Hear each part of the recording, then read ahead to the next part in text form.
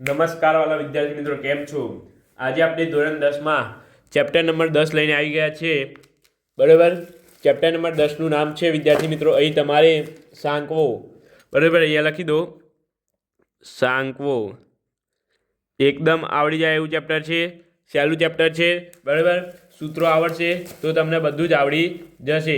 માટે અહીં પહેલાં વિડીયોને એન્ડ સુધી જોજો અને વિડીયોને લાઇક શેર અને સબસ્ક્રાઈબ કરવાનું ભૂલતા નહીં. સ્વાધ્યાય 10.1નો ક્વેશ્ચન નંબર 1 થી 5માં તમારે અહીંયા વર્તુળનું વ્યાપક સમીકરણ તમારે શોધવાનું છે વિદ્યાર્થી મિત્રો. માટે વર્તુળનું વ્યાપક સમીકરણ તમારે શોધવું હોય તો એનું પહેલાં સૂત્ર તમને આવડવું જોઈએ. બરાબર, તો અહીં હું લખી દઉં છું સાઈડમાં, અહીંયા જ લખું છું. બરાબર, વર્તુળનું વ્યાપક સમીકરણ જે તમને આવડવું જોઈએ અહીંયા લખું છું. વર્તુળનું વ્યાપક સમીકરણ. બરાબર, અહીંયા શું થાય? x માઇનસ h વત્તા y માઇનસ k નો વર્ગ બરાબર r સ્ક્વેર. આ તમારે સૂત્ર યાદ રાખવાનું છે વિદ્યાર્થી મિત્રો. પહેલું સૂત્ર તમારે આ એક યાદ રાખવાનું રહેશે. આના પરથી આપણે આખું સ્વાધ્યાય 10.1 ગણવાનું રહેશે. અંદર બીજા સૂત્રો આવે છે. બરાબર, એ આપણે આગળ જોઈશું. પહેલાં આ સૂત્ર જે છે એના પરથી જે દાખલા આવે છે એ આપણે અહીંયા જોવાના છીએ. 1 થી 5 ક્વેશ્ચન આપણે આ વિડીયોમાં જોવાના છીએ. વિડીયોને લાઇક શેર અને સબસ્ક્રાઈબ કરવાનું ભૂલતા નહીં. અહીંયા શું કીધું છે? કેન્દ્ર 0,2. અહીં વર્તુળનું કેન્દ્ર આપણે કેન્દ્ર 0,2 માટે અહીં વર્તુળનું કેન્દ્ર આપણને 0,2 આપેલું છે. માટે અહીંયા આપણે લખી શકીએ કે અહીંયા વર્તુળનું કેન્દ્ર છે. વર્તુળના કેન્દ્રને આપણે એચ અને કે નામ આપી દઈએ. બરાબર, તો આ વર્તુળનું કેન્દ્ર એચ બરાબર આપણને શું મળ્યા? 0 અને કે બરાબર 2. બરાબર, અહીંયા વર્તુળનું કેન્દ્ર છે. અહીંયા આ કેની કિંમત અને એચની કિંમત અહીંયા મૂકતા આ વર્તુળનું વ્યાપક સમીકરણમાં તો એ લખીએ કે વર્તુળનું વ્યાપક સમીકરણ x માઇનસ h સ્ક્વેર વત્તા y માઇનસ કે સ્ક્વેર બરાબર r સ્ક્વેર. બરાબર, અહીં x લખીશું, hની જગ્યાએ 0નો વર્ગ લખી દઈશું. અહીંયા y માઇનસ 2નો વર્ગ કરીશું, y માઇનસ 2 આખાનો વર્ગ. બરાબર, અને r સ્ક્વેર આપણને 2 આપેલા છે. અહીંયા જોઈ શકો છો r બરાબર 2. બરાબર, અહીંયા આપણે કિંમત મૂકી દઈશું હમણાં. અહીંયા x સ્ક્વેર થઈ જશે, અહીંયા y square minus 4y plus 4 બરાબર r બરાબર 2 આપેલા છે. r સ્ક્વેર થઈ જાય તો શું થાય? 2નો વર્ગ 4. બરાબર, આ 4 ગયા, આ 4 ગયા, વધીશું x સ્ક્વેર વત્તા y સ્ક્વેર માઇનસ 4y બરાબર 0. તો આ મળી ગયું આપણને વર્તુળનું વ્યાપક સમીકરણ વિદ્યાર્થી મિત્રો. બરાબર, તો આ રીતે તમારે આખો ક્વેશ્ચન ગણવાનો હોય છે અને આ ક્વેશ્ચન તમારે 2 ગુણમાં પૂછાય છે. બરાબર, તો વિડીયોને લાઇક શેર અને સબસ્ક્રાઈબ કરવાનું ભૂલતા નહીં. અહીંયા બીજો ક્વેશ્ચન આપણે જોઈ લઈએ. અહીંયા રકમ આપણને આપેલી છે કેન્દ્ર -2, 3 અને r. અહીંયા ત્રિજ્યા આપણને 4 આપેલી છે. બરાબર, અહીં 4 ત્રિજ્યાવાળા એમ લખેલું છે. માટે અહીં આપણે શું કરી દઈશું? અહીં વિદ્યાર્થી મિત્રો હવે આપણને ખબર પડી ગઈ ને, આને h કહેવાય અને આને k કહેવાય. બરાબર, આપણે અહીં લખી શકીએ કે વર્તુળનું વ્યાપક સમીકરણ શું છે? x માઇનસ h સ્ક્વેર વત્તા y માઇનસ કે સ્ક્વેર બરાબર r સ્ક્વેર. બરાબર, આટલી ખબર પડી ગઈ. હવે વિદ્યાર્થી મિત્રો કેન્દ્ર અહીંયા તમને 2 અને 3 આપેલા છે. કિંમત મૂકી દઈએ. માઇનસ ને માઇનસ પ્લસ થઈ જશે એટલે 2નો વર્ગ વત્તા y માઇનસ 3નો વર્ગ બરાબર r સ્ક્વેર. r સ્ક્વેર અહીંયા 4 આપેલા છે. બરાબર, તો અહીંયા પહેલાં આનું આપણે વર્ગમૂળ સોલ્વ કરી લઈએ આને સમને. તો અહીંયા x સ્ક્વેર વત્તા 4x વત્તા 4 વત્તા y સ્ક્વેર માઇનસ 6y વત્તા 9 બરાબર 4નો વર્ગ એટલે કેટલો થાય? 16 થાય. ડાયરેક્ટ લખી દઈએ તો પણ ચાલે. અહીંયા હું એ ડાયરેક્ટ લખી દઉં, જોઈ શકો છો તમે. અહીંયા શું થશે? હવે x સ્ક્વેર વત્તા y સ્ક્વેર વત્તા 4x માઇનસ 6y, 9 ને 4 16, 9 ને 4 13 બરાબર 16. માટે x સ્ક્વેર વત્તા y સ્ક્વેર વત્તા 4x માઇનસ 6y બરાબર 13 આવા 16 માઇનસ 13 માટે એક્સ સ્ક્વેર વત્તા વાય સ્ક્વેર વત્તા 4x માઇનસ 6y બરાબર 3 બરાબર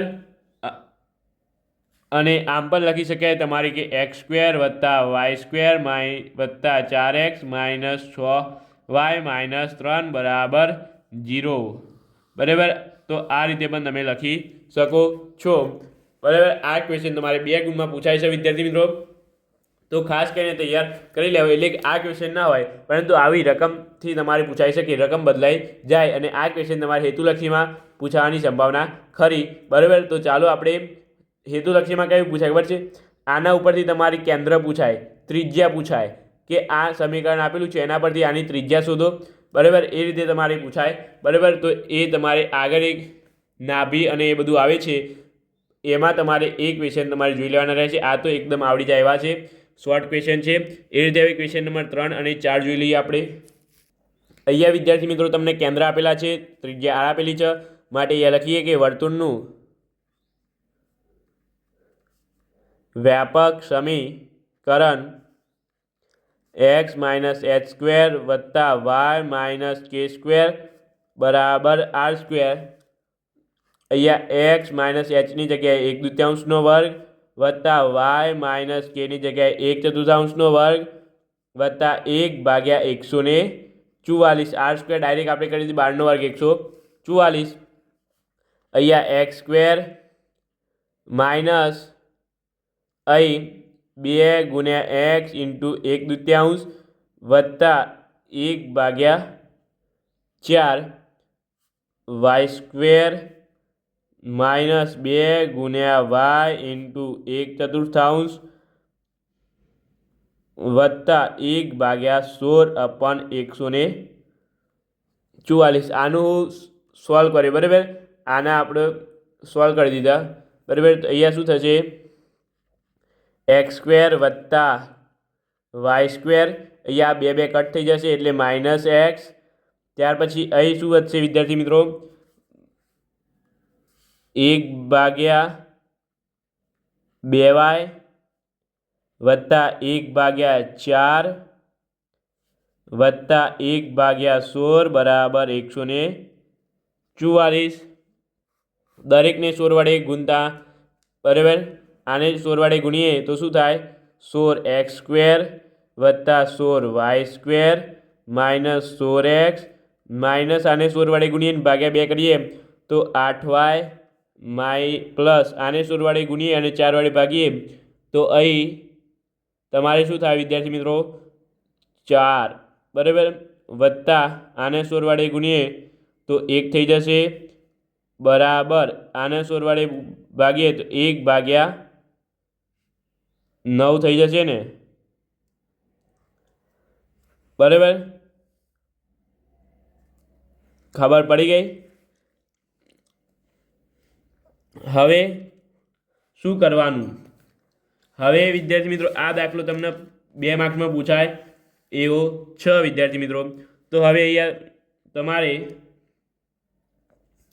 પહેલાં તો આ 5ને અહીંયા જોઈ શકો છો તમે એક્સ સ્ક્વેર વત્તા 16y square minus 16x minus 8y plus 5 બરાબર 1/9 16x સ્ક્વેર વત્તા 16y square minus 16x minus 8y બરાબર 1/9 આ બાદ જાય તો -5 થઈ જાય હવે અહીંયા કંઈ નથી એટલે 1 માઇનસ 45/9 એટલે અહીંયા શું થશે -44/9 અહીં 16x સ્ક્વેર વત્તા 16y square minus 16x minus 8y અહીં 16x સ્ક્વેર વત્તા 16y square minus 16x minus 8y બરાબર અહીં વિદ્યાર્થી મિત્રો દરેકને આપણે 4 વડે ભાગીએ આને પણ 4 વડે ભાગીએ દરેકને 4 વડે ભાગી નાખીએ હવે બરાબર ને 4 વડે ભાગીએ આપણે તો અહીં શું થશે વિદ્યાર્થી મિત્રો તમારે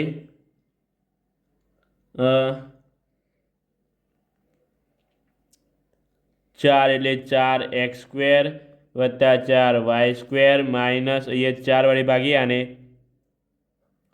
તો 4x માઇનસ 4 વડે ભાગીએ તો 2y આને 4 વડે ભાગીએ તો 11 ભાગ્યા 9, 9 વડે ઉપર ગુણતા આ 9ને ઉપર લઈ જઈએ તો 9 ગુણ્યા 4x² વત્તા 4y² minus 4x minus 2y બરાબર -11, 9 4 36x² વત્તા 36y² minus 36x minus 18y વત્તા 11 બરાબર 0.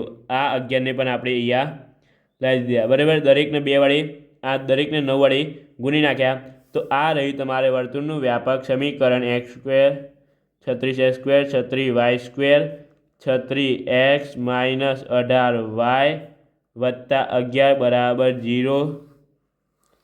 આ રહ્યો તમારો જવાબ બરાબર.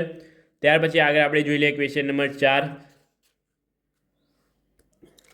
અહીં કેન્દ્ર 1 1 અને ત્રિજ્યા √2 છે માટે અહીં આપણે કહી શકીએ કે વર્તુળનું વ્યાપક સમીકરણ શું થશે? યાદ છે ને? આ હવે તો યાદ રહી જવું જોઈએ વિદ્યાર્થી મિત્રો. આપણે આવા 3 દાખલા ઓલરેડી ગણી લીધા અને તમે હવે 11મા ધોરણમાં 1 થી 10 ચેપ્ટર ભણી લીધા, 1 થી 9 ચેપ્ટર ભણી લીધા અને આ 10મું ચેપ્ટર આવ્યું છે બરાબર. માટે અહીં એક્સની જગ્યાએ આપણે અહીં 1 1 જ મૂકવાનું છે બંનેમાં વત્તા y માઇનસ 1² બરાબર આની જગ્યાએ √2² x² માઇનસ 2x વત્તા 1 વત્તા y² માઇનસ 2y વત્તા 1 બરાબર 2. વર્ગ જતો રહે, રૂટ જતું રહે બરાબર. અહીંયા x² વત્તા y² minus 2x minus 2y વત્તા 2 બરાબર 2 બરાબર ને? સાચું જ છે ને વિદ્યાર્થી મિત્રો? જોઈ લેજો.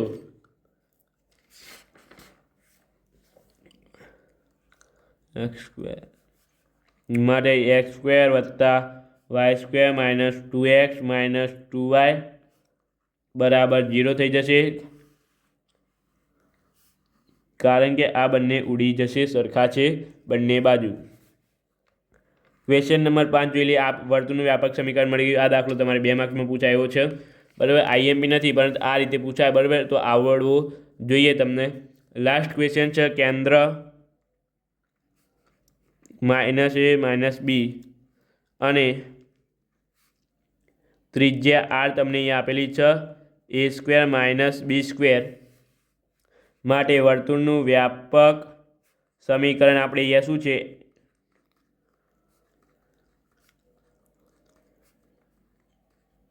આ છે. અહીંયા કિંમત મૂકી દઈએ આપણે. અહીંયા x માઇનસ અને આ માઇનસ એટલે પ્લસ a² માઇનસ અને આ માઇનસ એટલે પ્લસ થઈ જાય અને આ કેની જગ્યાએ b અને આખાનો વર્ગ બરાબર આરની જગ્યાએ અહીંયા a² માઇનસ b². અહીંયા આખું છે બરાબર, આખાનો વર્ગ છે એનો વર્ગ. માટે અહીંયા x² વત્તા 2ax વત્તા a² વત્તા y² વત્તા 2by વત્તા b² બરાબર અહીંયા a² માઇનસ b² થઈ જશે વિદ્યાર્થી મિત્રો. કારણ કે અહીંયા રૂટ નીકળી જાય તો રૂટની કેટલી ઘાત હોય? 1/2 અને આની 2 એટલે આમ થાય વિદ્યાર્થી મિત્રો. 1 તો આ 2 ઉડી જાય, વધી 1 ઘાત એટલે આની 1 ઘાત ને કંઈ કહેવાય નહીં વિદ્યાર્થી મિત્રો બરાબર. અહીંયા શું થઈ જશે? આ a² જતા રહે છે, આ a² જતા રહે છે એટલે અહીંયા શું વધશે? x² વત્તા 2ax વત્તા y² વત્તા 2by વત્તા 2b² થઈ જશે. આ બી આ બજાઈ જાય એટલે બરાબર ને? ખબર પડી ગઈ? માટે અહીં તમારે બરાબર 0 લખવાનું ભૂલતા નહીં. તો આ રીતે અહીં આપણે 1 થી 5 ક્વેશ્ચન સંપૂર્ણ રીતે પૂર્ણ કર્યા. આવડ્યું હોય તો નીચે કમેન્ટ કરો આવડી ગયા બરાબર. તો આ રીતે તમે 1 થી 5 ક્વેશ્ચન જોયા. હવે આગળ આપણે આવતા વિડીયોમાં અત્યારે જ કહી દઉં છું 6 થી 10 નંબરના ક્વેશ્ચન જે છે એ આપણે 6 થી 9 નંબરના ક્વેશ્ચન આપણે જોવાના છીએ. 4 ક્વેશ્ચન જે હશે બરાબર. તો વિડીયોને લાઇક, શેર અને સબસ્ક્રાઈબ કરી દો. આપણે મળીશું આવડી સાથે. Thank you so much. Video જોવા બદલ તમારો ખૂબ ખૂબ આભાર.